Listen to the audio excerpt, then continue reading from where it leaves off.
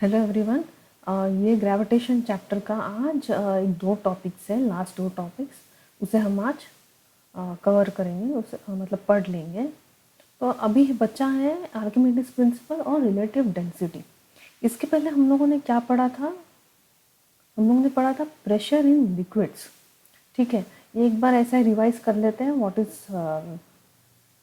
Pressure in liquids? That which has a property to flow. फिर it applies pressure on the walls of the container. जिस container में अगर वो डाला है उसी कंटेनर में वो प्रेशर एक्सर्ट करता है। Then it is equal to the product of density of fluid, acceleration due to gravity, height of the liquid column from the point. Thrust and pressure is also applicable.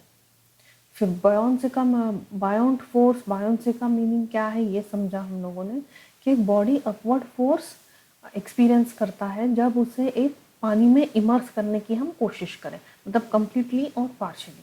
ठीक है, it is exerted, the upward force is exerted by a fluid on object when the object is immersed in the fluid called as thrust, that is buoyancy.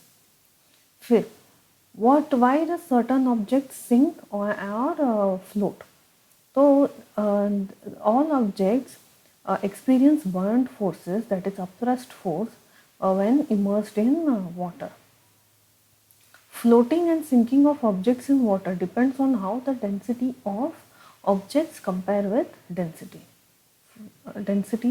of water. देखिए, it depends upon मतलब density of object जब compare करेंगे density of water के साथ। तो ये हम लोगों ने जो एक्सपेरिमेंट है वो एक बार हम लोगों ने पढ़ा था कि कौन सा पहले सिंक होगा। तो प्लास्टिक सिंक होगा, और प्लास्टिक है वो फ्लोट होगा, जबकि आयरन है वो सिंक होगा।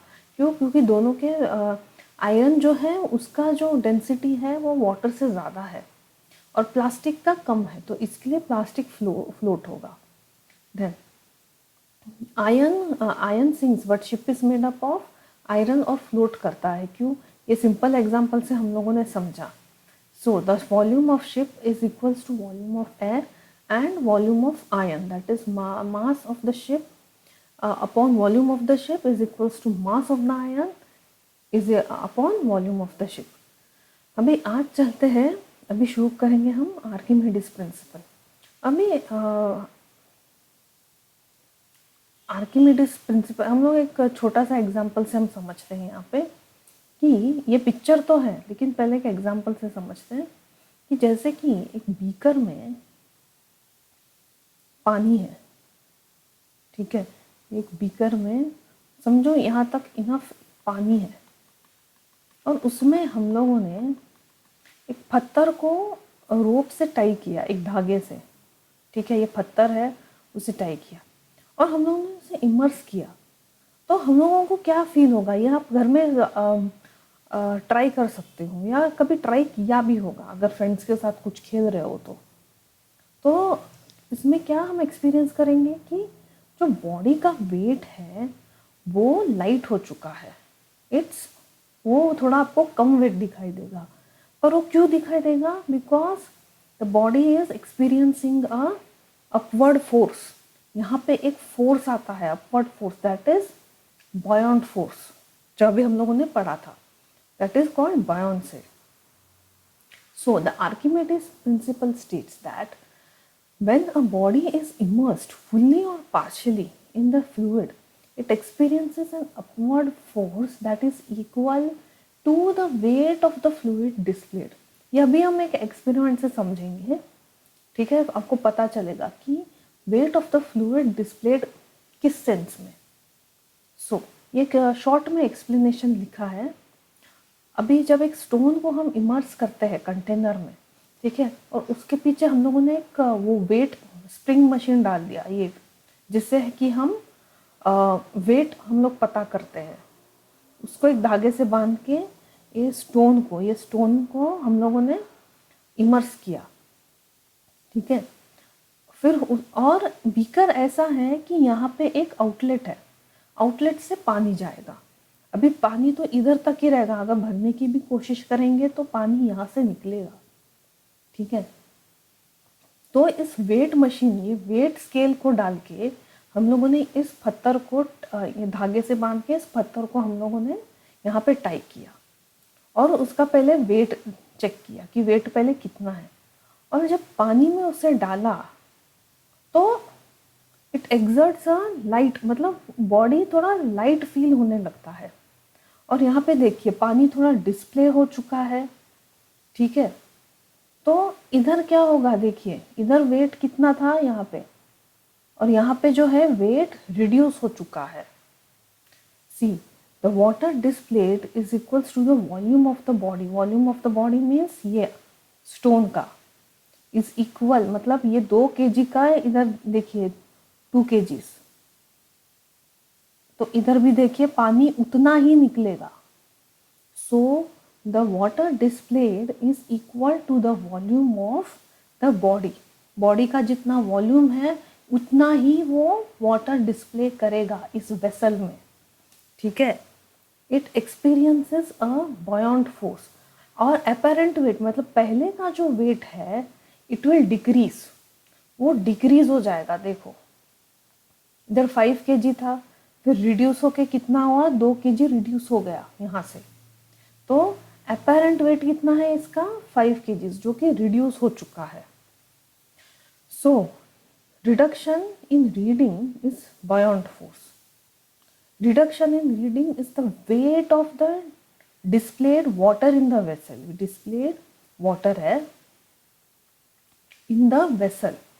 पहले तो बॉयंट फोर्स इस पे एक्ट कर रहा है, और दूसरा the weight displaced the weight of the displaced water is in the vessel, reduction of reading, ठीक है। और upward force, therefore upward force is equals to weight of the water displaced in this vessel. समझा, मतलब यहाँ पे पहले apparent force था, फिर जैसे पानी के अंदर हम लोगों ने इमर्स किया तो एक सर्टन वेट रिड्यूस हुआ उससे। जैसे कि यहाँ पे 2 kgs रिड्यूस हुआ, तो उतना ही 2 kgs का यहाँ पे पानी है वो डिस्प्ले हो गया,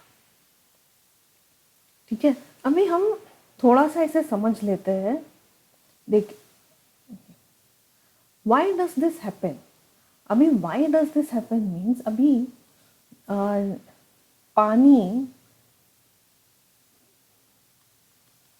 पानी पहले कैसा था, ठीक है।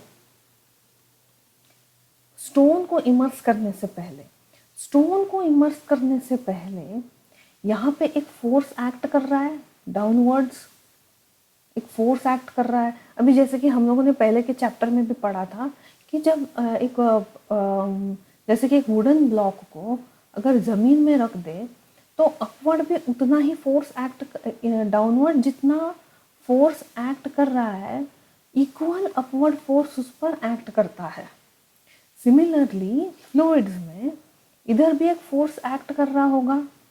तो ये जो पानी है यहाँ पे जब स्टोन डिस्प्ले होने से पहले इतने एरिया में कुछ तो होगा तो कि उस फोर्स को बैलेंस करेगा, तो इधर भी वही है, यहाँ पे भी एक अपवर्ड फोर्स है जिस कारण वो बैलेंस हो रहा था। जो फोर्स है, जो प्रेशर है, वो है बैलेंस हो रहा था। सो बिफोर इमर्सिंग, ये बिफोर इमर्स करने से पहले का सिचुएशन है। So force is weight of displaced water is equal to the weight of the displacement. देखो ये है वेट ऑफ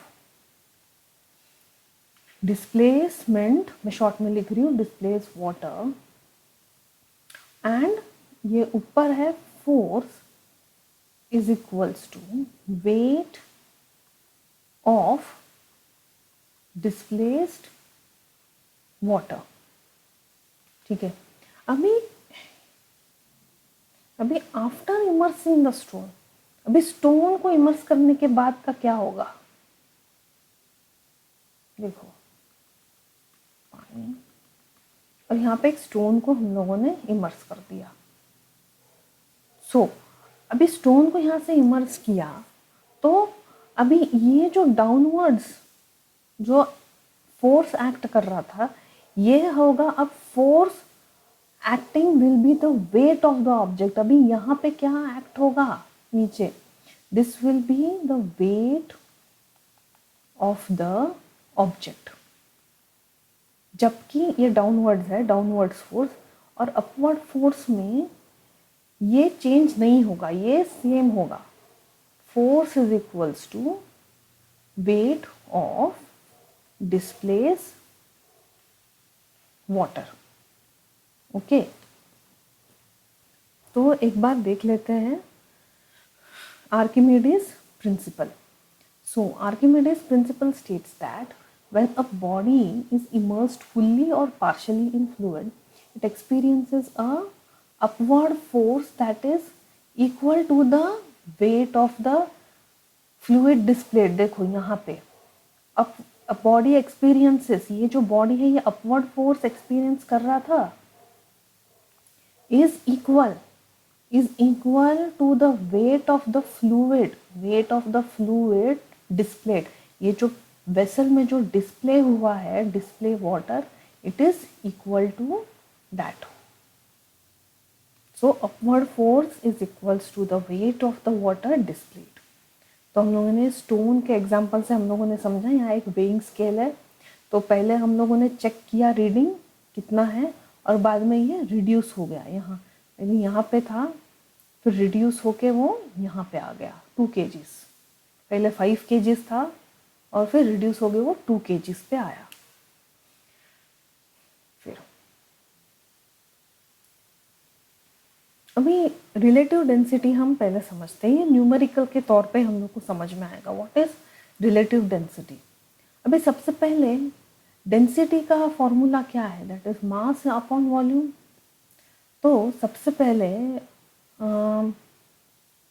हम लोग समझते हैं कि what find the density of a silver bar, और मास गिवन है 1.08 kgs। ठीक है, मास इज 1.08 kgs।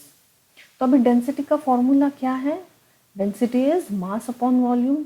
तो डेंसिटी हम लोग को फाइंड आउट करना है, एंड अपॉन वॉल्यूम, वॉल्यूम क्या है, length into breadth into height, जो कि हम लोगों ने इसे तीनों को मीटर में कन्वर्ट किया, और इससे हम लोगों को जो वॉल्यूम है वो डेटा मिला। सो डेंसिटी इज केजी, इसको डेसिमल हटाने के लिए 1 2 3 4, और यहाँ से 2 0 आएगा, 0 0 कैंसिल, तो आंसर मिला हम लोगों को 10800 grams per cubic metre is the density of the silver. अभी डेंसिटी का मिला हम लोगों को data, this is density. Okay, अब डेंसिटी ऑफ वाटर पूछा है। Density of water is 100,000 kilograms per metre cubic metre. So in short में लिखा है मैंने यहाँ पे। सो अगेन वही सेम फॉर्मूला डाला, तो हम लोगों को यहाँ पे जो है वो मास मिला। देखिए, density is equals to mass upon volume. ठीक है, तो मास फाइंड आउट करना है हम लोगों को, mass is equals to density, density दिया है अपॉन वॉल्यूम। तो वॉल्यूम कितना आया यहाँ पे हम लोगों को, देखिए volume is equals to 1 metre into half metre into half metre. तो आंसर कितना आया हम लोग, 1/4 metre cube. So 1000 kg per metre cube into 1/4 metre cube. तो मास कितना आया हम लोगों को, 250 kg। तो ऐसे में ये मास है, ये डेंसिटी है।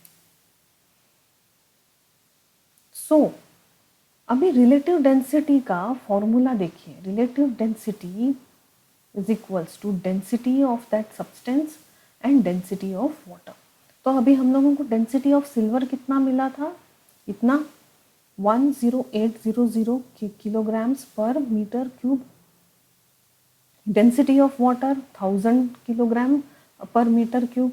तो अभी इसका फॉर्मूले में हम लोगों ने डाला, so what you will get, the relative density of silver कितना मिलेगा इज 10.08।